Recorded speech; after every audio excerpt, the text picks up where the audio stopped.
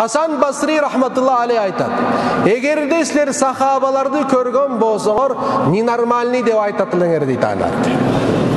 Жинди дейтилеңер дейт сахабаларды. Hasan Basri'nin sözü ol.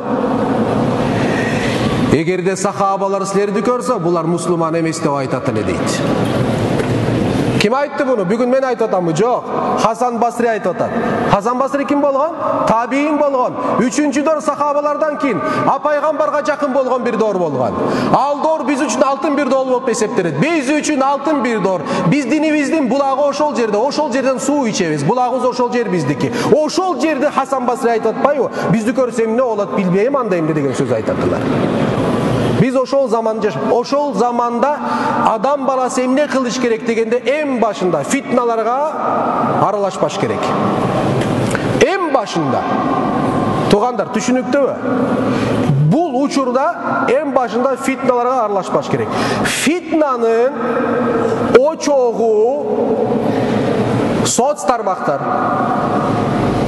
Фитнанын очогу соц тармактар.